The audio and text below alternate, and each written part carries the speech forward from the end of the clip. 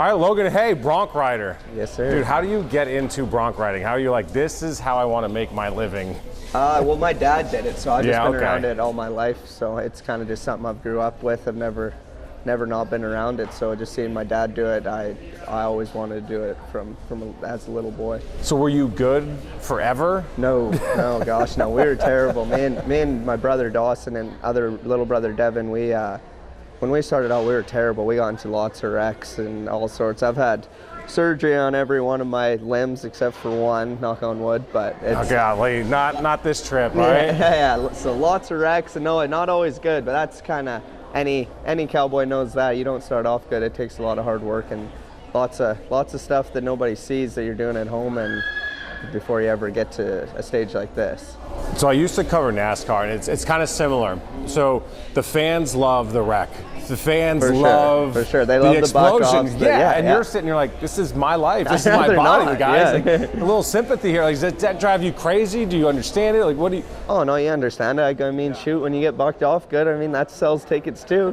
I don't get paid when it happens, but no, that's all part of it. You know, that's what fans come for, and without them, we're nothing. So I'd rather not do it, but I mean, when it happens, you know, it's good watching. I laugh when my buddies get bucked off too. So. And the buck riders, you guys, bronc riders, you don't rock the helmets. The bull riders do. Are you guys like on the cusp? Like, why not? Are you guys trying to prove a point to the bull riders? No, it's just like, I don't know. It's kind of like the weight on your head it feels terrible. Like we've had I put on some schools and stuff and had some kids start with it, and it actually leads to more head injuries than anything. When you get bucked off, you're leading with your head, and so like hitting the ground. Even lots of bull riders will tell you that the helmet will cause them more not like head injuries, but what the helmet does in the bull riding is protect them from the bull's horns and stuff. It's not as so much as hitting the ground as more just the bull itself and stuff. Hitting the ground, like the helmet weighs so much, they actually jerk your head and it leads to more. Like now the bull riders' helmets nowadays are so light and like they're really, really good ones, but some of the first ones, they had some big helmets and Are they allowed to wear cowboy hats still? Yep. Or it's all personal choice. Okay. Yeah, there's probably 2 or 3 bull riders, you know, here that'll be just hat down, but most of them like to protect their face. So there's a bunch of pretty boys now. Yeah, they'll start off with a helmet or with a hat, and then they get jerked down a couple times, and then it's no good anymore. Is there a rivalry between bronc riders and the bull riders? Because it's similar enough, but the bull riding gets like that attention on like the national stage. Yeah, for sure. Nah, not really. We're all good buddies with all of them. So I got lots of bull rider friends and stuff. Not so much of a rivalry, but we respect each other's events and what it takes to do them. For someone that doesn't know, what's the difference between the two? Also, obviously the saddle bronc riding is a lot more technical. There's a lot more stuff going on. There's a lot more moving parts, where, you know, a bull riding there still is a lot. It's still a very technical event, but it's more just grit and try. You know, there's lots of bull riders that they make a lot of money with just pure grit and pure try. They don't ever give up, and you know, a bronc rider can be like that too, but there's a lot more technicalities and stuff that goes with it. It's a lot flashier and a lot more stuff going on. Did you ever want to do bull riding? Would you ever try any other events, or this is it? No, I mean, I rope a little bit, but not, no, I don't ever, none of the other rough stock events. I never wanted to get on a bull. That's like, no, I didn't want no part of that. And then bareback riding, I never tried either. I don't like the idea of my hand not coming out when I want it to. Yeah. What's life like as a cowboy? You know, you hear and you see the movies. Has it changed? Has it evolved? Like, how would you describe it? Do you love it? Oh yeah, I love it. There's lots of really great cowboys that just don't like the, you know, rodeo lifestyle, the rodeo cowboy lifestyle. Which is what? Which is so like we're on the road 9 months of the year. Like you don't stay at home very often. Right. So you're on the road. You're living out of a truck and a camper, which nowadays have got a lot nicer. When my dad went 20 years ago, you know, they lived it rough, and you know, he looks into our rigs nowadays and he's amazed with them. But you know, you're traveling from city to city. You don't get to, you know, be at home with your family a lot. It's crazy that way, but I mean, it's also your experience in all of North America throughout, you know, those 6 to 9 months, and I mean, I wouldn't trade it for anything. It's a lot of driving as well. You gotta love to drive, or you're not gonna do it. You know, we're making 16, 18-hour drives all the time in the summer, just from night to night. So that's. I mean, you don't get to fly, and then everyone else takes your stuff out there for you? Nah, I honestly prefer driving. I don't really like flying. I mean, if it's like your own chartered flight, I don't mind it, but the whole airport security and checking your saddle and the whole lot. They lose your saddle lots of the times, and you show up to the rodeo without your saddle, and you're trying to borrow stuff. So yeah.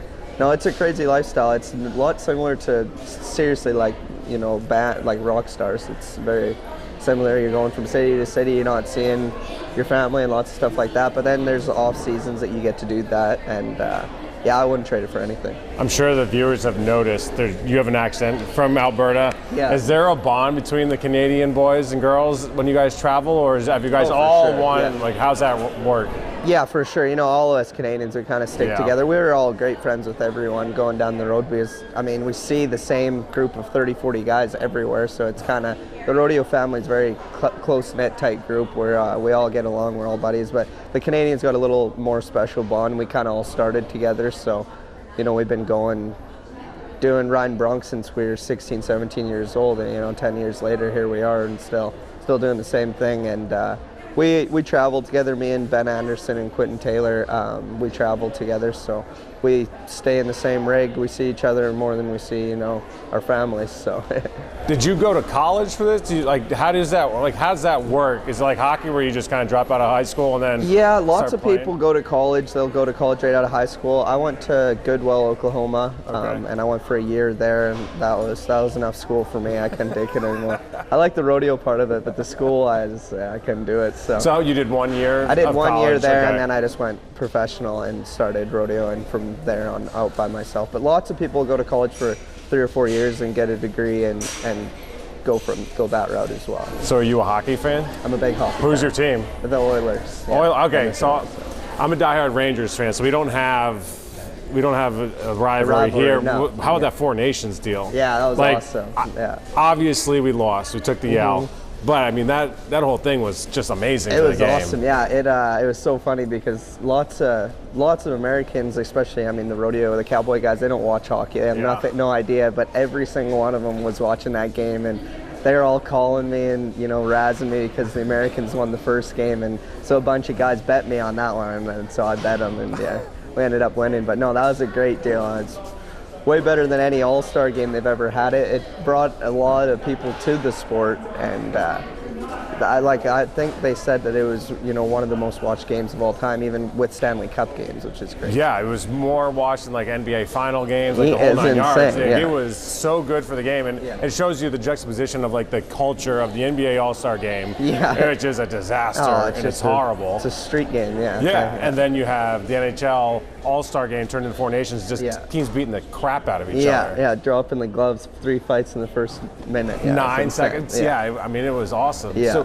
when you're done with this, do you want to play hockey? Like, what's next in your life after you're done? I played hockey. How long does one rodeo till? Oh, it depends how your body holds up and how long you want to. My dad got on until he was 42. Dang. Some guys, like Billy Epauer, won the world when he was 45. So it just kind of depends how your body holds up and how long you want to do it for and stuff. But I played hockey growing up for 11 years, so I played a little bit that. Yeah, I'm Canadian. Yeah, you can't not play hockey. Yeah, you have a backyard. You learn to skate rink? Before you can walk. Yeah, it's really, it's for real. Did you have a pond in your backyard to play a lot of pond hockey? Yeah, we had an outdoor rink. Our dad flooded us one, and then we had that, and then we just, every little town you can have our town's like maybe 2,000 people, and it's got a hockey rink and teams, and so every little town has a rink and junior teams up there. So everyone, you start out playing hockey, and so I did that. And then after, I don't know, I'll play a little recreation hockey and stuff. But I'll just I want to ranch and just raise cattle and stuff. So do you get to skate at all when you're rodeoing? A little bit.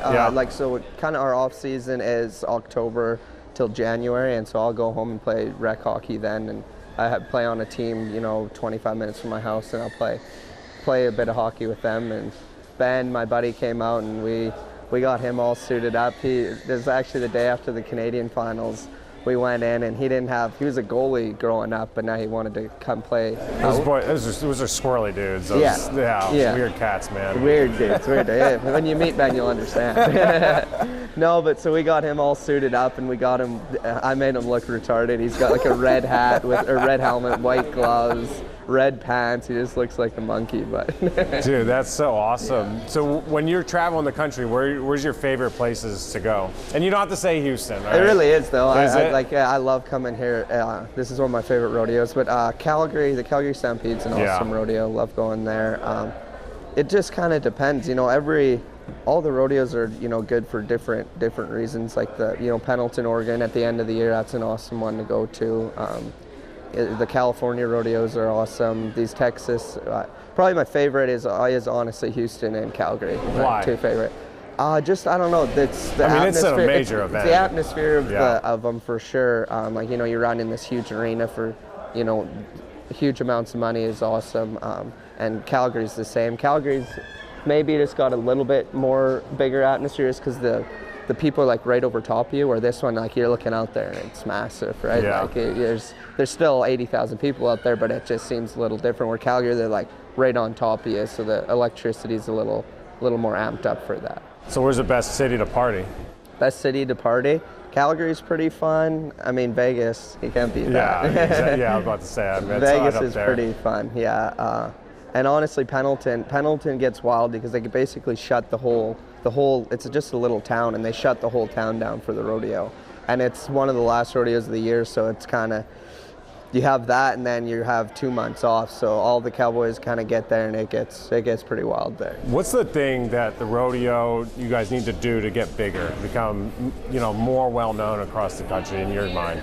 Yeah, well, it's been doing a good job promoting lately, like with social media and just getting more attention to it. But through media attention is what it is. Like, I mean, it's already grown since the Cowboy channels come around. Like before, there was 3 or 4 rodeos a year that people could watch on television, and that's it. And besides that, you have to go to your local rodeo, down the road to get an idea. But now with the Cowboy channel, it's grew our sport in crazy amounts. Just since 2020 they started, it's lots of rodeos have doubled their prize money already. Dang near everywhere we go now has amazing crowds, and that's brought a lot of attention. And I'd just say media promotion stuff. Lots of people don't really understand kind of the cowboy lifestyle. I think we're all kind of just hillbillies, and you know what I mean? It's big business now. Yeah, it's not like probably when your dad came up on. Yeah, it's much different. Much different. Yeah, we. Does he think you guys are soft? Is he one of the No. He walked to the rodeo uphill twice both ways type of guy? No, he's not like that. There's lots of guys like that, but no, he looks at it now, and even like the caliber of our bucking horses and our stock and stuff is almost doubled. Like he looks at it now and he's like, man, our horses didn't buck near this hard, and he admits that. So. I mean, that's. Does he take pride in it growing, or does he? Absolutely, yeah. I mean, he raises bucking horses, and he's got 3 boys that are all doing it professionally and stuff. So I'm sure he's proud of that, and I mean, he watches every rodeo that we go to and everything. So he definitely does take pride in. He's done lots of things to help grow their sport too, as well, with bucking horses and adding more money and lots of stuff like that. So take me through, for those that don't know, like how this works for you, because you're not here for the 2 weeks. I mean, this goes on for 20 days. Yeah. And you're not here for all 20. No, so how it works is they have 5 different sets of guys that come in, 8 guys a set. The top 4, so we ride 3 nights in a row, and then based on money won, the top 4 get to keep progressing on. So we go into the semifinals, we call it, so kind of like the playoffs. So top 4 guys go to the playoffs, and then out of that, the same thing, top 4 guys out of that move on, and it just keeps going until you get to the final 4, and then first guy who wins the final 4 wins it all. What are your hopes here? Yeah, that's what I want. I'd love to do that. I haven't yet made the short round here. This is my 4th time, I believe, at Houston, and I haven't made the short round yet. I've won my Super Series before. I got the guitar a couple of years ago, but I've never got out of the semifinals. So I want to make the short round this year. I will do that this year. Yes, sir. Logan, appreciate you, man. Thanks for coming on, brother. Appreciate it.